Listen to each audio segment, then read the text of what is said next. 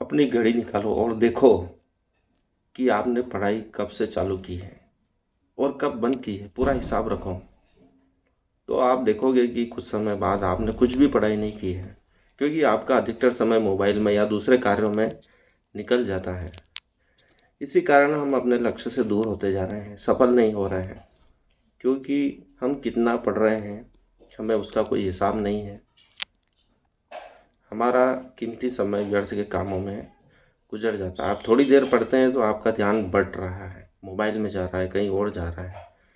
आप 1 मिनट पढ़ते हैं और कहीं और दिमाग चला जाता है तो 1 घंटा, आधा घंटा, 3 घंटे या पूरा दिन निकल जाता है और आपके पढ़ाई के घंटे कुछ मिनटों में बदल जाते हैं। आप दिन भर एनालिसिस कीजिए कि आपने कितना पढ़ा है और आप सफल क्यों नहीं हो रहे हैं।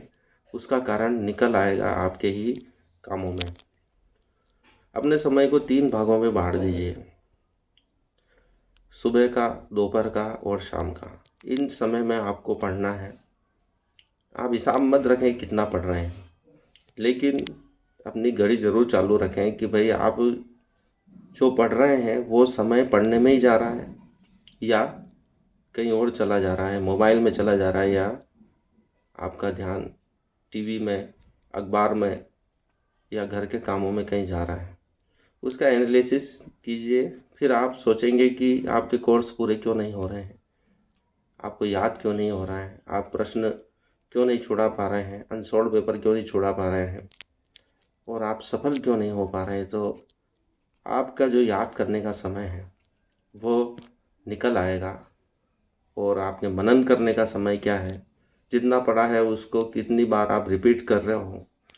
क्योंकि विद्वानों ने कहा है कि जो आप सुबह पढ़ते हो उसको उसी समय भी रिपीट करो, शाम को भी रिपीट करो सोने से पहले, और सुबह उठते भी रिपीट करो, तो वो आपके दिमाग में स्थायी बैठ जाता है।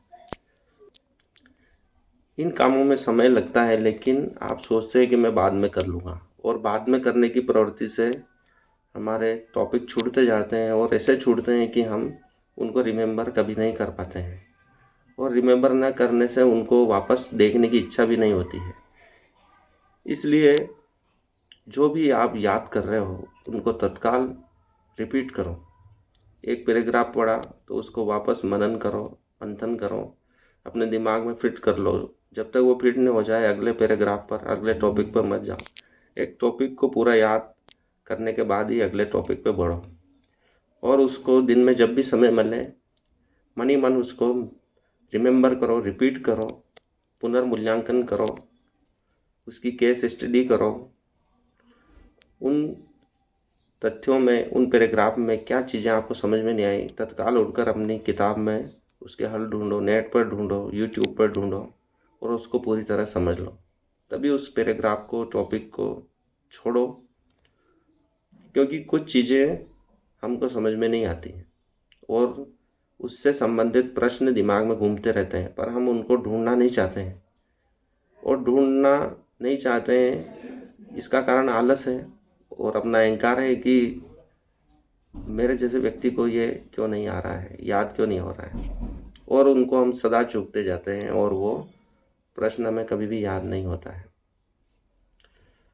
अपने समय का प्रबंधन करें, अपने पढ़ाई के घंटों को बढ़ाएं, अपने रिवीजन के समय को बढ़ाएं, आप अवश्य सफल होंगे। धन्यवाद।